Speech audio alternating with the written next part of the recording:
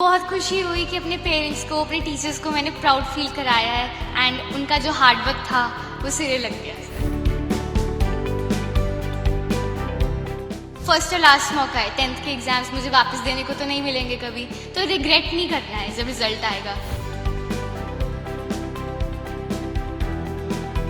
मैं civil services का exam देना चाहती हूँ, बुक्स लिखना चाहती हूँ, मुझे पब्लिक स्पीकिंग का बहुत शौक है, तो मैं उसमें कोई कोर्स करना चाहूँगी। मतलब मुझे सीखते रहना है, कभी रुकना नहीं है।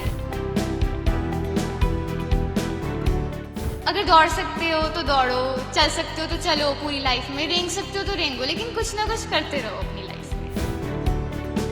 मुझे यकीन नहीं हुआ, मैं बहुत रोई, मतलब मुझे टीचर संभाल ही नहीं पा रहे थे जो वहाँ पे थे, सब रोने लग गए, बहुत रोई मैं। फिर प्रिंसिपल मैम आए थे तो उनको भी हक करके मैं बहुत रोई।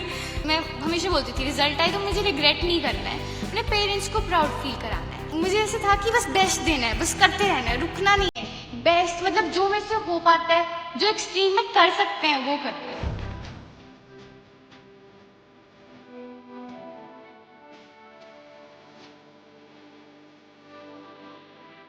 ਬੀਤੇ ਦਿਨੀ ਸੀਬੀਐਸਈ ਬੋਰਡ ਦੇ 10ਵੀਂ ਕਲਾਸ ਦੇ ਨਤੀਜੇ ਸਾਹਮਣੇ ਆਉਂਦੇ ਨੇ, ਜਿਹਦੇ ਵਿੱਚ ਜਾਂ ਮੈਰਿਟ ਲਿਸਟ ਆਉਂਦੀ ਆ ਤਾਂ ਪੰਚਕੂਲਾ ਦੀ ਰਹਿਣ ਵਾਲੀ ਸ੍ਰਿਸ਼ਟੀ ਹੈ ਜਿਹੜੀ ਪੂਰੇ ਭਾਰਤ ਦੇ ਵਿੱਚੋਂ 10ਵੀਂ ਚੋਂ ਟੌਪ ਕਰਦੀ ਹੈ 500 ਤੋਂ 500 ਨੰਬਰ ਲੈ ਕੇ। ਸਾਡੇ ਨਾਲ ਸ੍ਰਿਸ਼ਟੀ ਮੌਜੂਦ ਹੈ, ਗੱਲਬਾਤ ਕਰ ਰਹੇ ਹਾਂ। ਸ੍ਰਿਸ਼ਟੀ ਜੀ, ਕਿਸ ਤਰੀਕੇ ਦਾ ਰਿਹਾ ਆਖਿਰਕਾਰ ਅਨੁਭਵ ਜਦ ਰਿਜ਼ਲਟ ਆਇਆ ਸਾਹਮਣੇ? सर बहुत खुशी हुई सर, एक्सपेक्टेड नहीं था कि इतना अच्छा रिजल्ट आएगा। लाइक पता था अच्छा आएगा बट इतना आएगा ये कभी एक्सपेक्टेड नहीं था। मेरे टीचर्स जब मुझसे मिले वो रो रहे थे, मेरे पेरेंट्स रो रहे थे, मैं भी बहुत रोई। सर बहुत खुशी हुई कि अपने पेरेंट्स को, अपने टीचर्स को मैंने प्राउड फील कराया है एंड उनका जो हार्ड वर्क था वो सिरे लग गया। सर कितना हार्ड वर्क करना पड़ा, कितने घंटे आप जो है स्टडी करते इसके लिए? सर कंसिस्टेंट मेहनत थी सर, मैं कहूँगी बहुत सालों की आदत थी कि मुझे ऐसे सिटिंग की आदत है कि मैं बहुत देर बैठकर पढ़ सकती थी, 8-9 घंटे में पढ़ लेती थी 9 तक। बट 10th में मैंने धीरे धीरे इंक्रीज करना स्टार्ट करा टाइम, क्योंकि मेरे दिमाग में थी ये चीज़ की बोर्ड एग्जाम्स हैं और एक फर्स्ट और लास्ट मौका है, 10th के एग्जाम्स मुझे वापस देने को तो नहीं मिलेंगे कभी, तो रिग्रेट नहीं करना है जब रिजल्ट आएगा, क्योंकि कभी ये ना फील हो कि मैं और बेस्ट और अच्छा कर सकती थी। तो फिर इसलिए मैं 20-20 घंटे भी पढ़ लेती थी। मैं अपने आप को भूल कर पढ़ी हूँ सर, बुक्स में ही उठती थी एंड बुक्स में ही सो जाती थी। ਅੱਛਾ, ਬਹੁਤ ਸਾਰੇ ਬੱਚੇ ਜਿਹੜੇ ਨੇ ਟਿਊਸ਼ਨ ਲੈ ਕੇ ਜਿਹੜੇ ਪੜ੍ਹਦੇ, ਤੁਸੀਂ ਟਿਊਸ਼ਨ ਲੈ ਕੇ ਪੜ੍ਹਦੇ ਜਾਂ ਖੁਦ ਆਪ ਪੜ੍ਹੇ? आप पढ़ी हूँ सर, मैं लाइक कभी भी किसी ट्यूशन पे या किसी कोचिंग कहीं नहीं गई हूँ। मेरी टीचर्स की बहुत सफिशिएंट, लाइक मैं कहूँगी सफिशिएंट से भी ज़्यादा हेल्प थी कि मुझे उसके अलावा कुछ ज़रूरत ही नहीं पड़ा किसी और से हेल्प लेने की। एंड जो अपने अंदर ऊपर ट्रस्ट था कि मैं कर लूँगी पढ़ाई, मैं कर सकती हूँ पढ़ाई। एंड मेरे टीचर्स हमेशा अवेलेबल थे मेरे लिए। अगर मैं अपने मैम को रात को भी डाउट्स मैसेज करती थी या कॉल करती थी तो वो हमेशा आंसर दे देते थे। एंड मुझे पता था एनसीईआरटी इज़ अ मस्ट, तो एनसीईआरटी करनी है। मुझे पता था कि कोई रेफरेंस बुक से मुझे मिसगाइड नहीं होना है कि मैं वो पढ़ती रहूँ और एनसीईआरटी रह जाए। तो मैंने अपने आप से ही कर लिया, मुझे कहीं किसी रिसोर्स, किसी और मतलब एक्सटर्नल रिसोर्स की ज़रूरत नहीं पड़ी। कौन सा ज्यादा सब्जेक्ट सबसे मुश्किल लगता था, जिसको लगता था कि इसको अचीव करना थोड़ा मुश्किल रहेगा? सर मुझे आज तक कोई भी सब्जेक्ट मुश्किल नहीं लगा, आज तक नहीं लगा। मेरी लैंग्वेजेस भी बहुत स्ट्रांग थी, मेरे मैथ साइंस भी स्ट्रांग थी, तो मुझे ऐसे कुछ नहीं था कि मैं किसी सब्जेक्ट को लेके अंडर कॉन्फिडेंट थी। मुझे हर सब्जेक्ट में इक्वल कॉन्फिडेंस था, बिकॉज मैंने हर सब्जेक्ट को बहुत सफिशिएंट टाइम दिया है। किसी के साथ मतलब सब सब्जेक्ट्स के साथ एकदम जस्टिफाइड टाइम दिया है। ऐसा नहीं है कि अगर मेरा एडिशनल सब्जेक्ट है या पंजाबी हुआ या वोकेशनल आईटी हुआ कि मैंने इनको बस पास होने लायक पढ़ा है, बट उनको भी मैंने मेन सब्जेक्ट्स की तरह एकदम अच्छे से पढ़ा था एंड पढ़ पाई। सृष्टि, अब 10th के दिए हैं, आगे आगे एग्जाम और होते जाएंगे, क्या एम क्या रखा है, क्या बनना है सृष्टि ने आगे? सर अभी नॉन मेडिकल चूज करी है।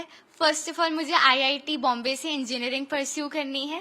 उसके बाद सर रुकना नहीं है, मैं सिविल सर्विसेज का एग्ज़ाम देना चाहती हूँ, बुक्स लिखना चाहती हूँ, मुझे पब्लिक स्पीकिंग का बहुत शौक है, तो मैं उसमें कोई कोर्स करना चाहूँगी।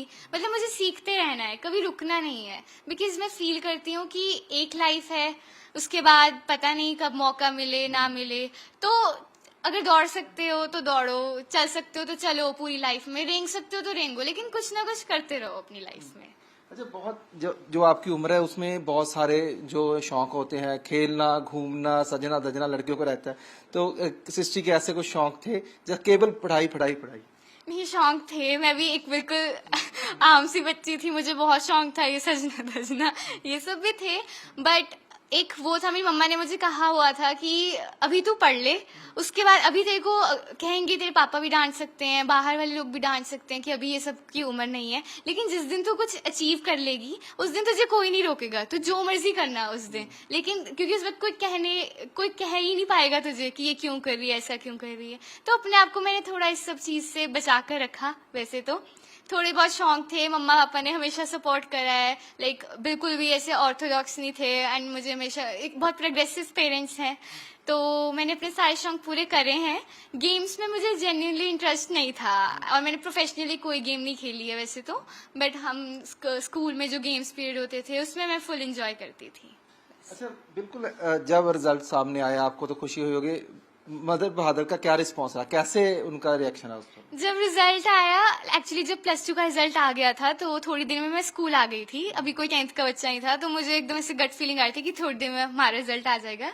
मैं फर्स्ट थी जो 10th से स्कूल आई थी, तो मैं आई थी, मुझे 5 मिनट हुए थे, मेरे क्लास टीचर मुझे मिले, अंजलि मैम, तो वो कहते सृष्टि रिजल्ट आ गया, तो वो भाग के गए चेक करने सर्वर रूम में, तो उन्होंने कहा पहले तेरा चेक करते हैं। तो सबसे पहले 10th का मेरा ही चेक होने वाला था, वहां पे बहुत टीचर्स थे, मुझे इतना ज्यादा डर लग रहा था सुबह से, इतना ज्यादा, जब से +2 का रिजल्ट आया था मैं वहां से भाग गई, मुझे लगा था पता नहीं क्या ही हो जाएगा रिजल्ट में। फिर जब मैं भागी, मैम ने एकदम से लाइक एकदम ऐसे एक्साइटेडली मैम चीख के कि सृष्टि, मैं फिर बिल्ली गई, मुझे लगा पता नहीं क्या हुआ। फिर जब मैम बाहर आए भागते हुए, मैम रो रहे थे, मैम ने मुझे हक करा कि सृष्टि 100 आए हैं तेरे, तो मुझे यकीन नहीं हुआ, मैं बहुत रोई, मतलब मुझे टीचर संभाल ही नहीं पा रहे थे जो वहाँ पे थे, सब रोने लग गए, बहुत रोई मैं। फिर प्रिंसिपल मैम आए जब, तो उनको भी हक करके मैं बहुत रोई। तो फिर उसके बाद मैं मतलब सेंसेस में नहीं थी, मुझे यकीन ही नहीं हो रहा था।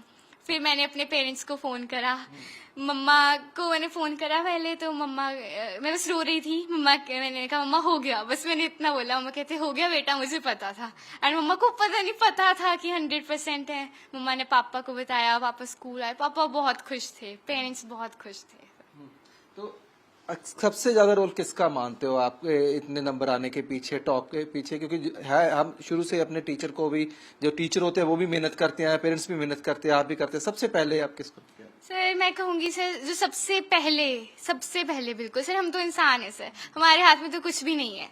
मैं कहूंगी सबसे पहले भगवान जी का सपोर्ट था, भगवान जी की कृपा थी सर। उन्होंने मुझे इतना पोटेंशियल दिया था कि मैं 20 घंटे अगर बैठकर पढ़ भी पा रही हूँ, मतलब ये एक मेरे लिए बहुत अनएक्सपेक्टेड चीज़ है कि एक भी मार्क डिडक्ट नहीं हुआ है मेरा कहीं पर। तो ये सब भगवान जी का वो था। मैं हमेशा उनसे प्रे करती थी कि मुझे अपना बेस्ट देना है, मुझे रिग्रेट मत करने देना भगवान जी। मैं हमेशा बोलती थी रिजल्ट आए तो मुझे रिग्रेट नहीं करना है, अपने पेरेंट्स को प्राउड फील कराना है, ये चीज़ थी। बस भगवान जी पे बहुत ट्रस्ट था मुझे, उनकी कृपा से हुआ है। उसके बाद मुझे मेरे टीचर्स मेरे लिए आते हैं, मेरी फैमिली, मैं कहूँगी फैमिली के बराबर भी नहीं, फैमिली से थोड़ा सा ऊपर भी ही हैं। मेरे टीचर्स हमेशा मेरे साथ थे, हमेशा उन पे जाता है सर क्रेडिट, सारा क्रेडिट, सारा जो भी उन्होंने करा उनका हार्ड वर्क था। मेरे पेरेंट्स का कांस्टेंट सपोर्ट था, उनका हार्ड वर्क, उनको मेरे पे कॉन्फिडेंस था, मुझे नहीं था, उन्हें था मेरे पे, तो इसलिए हो गया सर। क्या कॉन्फिडेंस नहीं था? लगता था कि टॉप करोगे पर स्कूल में करेंगे, या ये था कि ओवरऑल टॉप हो सकता है?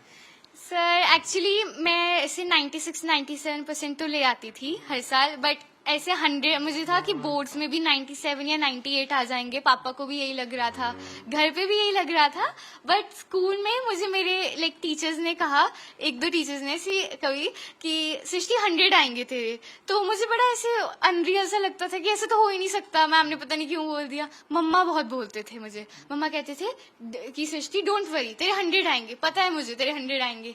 बट मुझे होता था, मुझे गुस्सा आता था जेन्युइनली कि क्यों बोल रहे हैं मम्मा ऐसा, कहीं ना कहीं तो कटेगा ही मेरा मार्क, ऐसा क्यों बोल रहे हैं, सारे 100 आएंगे, इतनी एक्सपेक्टेशंस क्यों है मुझसे।